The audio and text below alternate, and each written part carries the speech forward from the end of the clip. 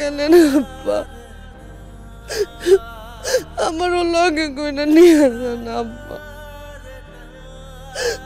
দেন আব্বা আমারে সেরা, আম্মাও গেল, আপনিও গেলেন। আব্বা আমি তো এতিম হয়ে গেলাম, আমার তো আর আপন কেউ নাই আব্বা।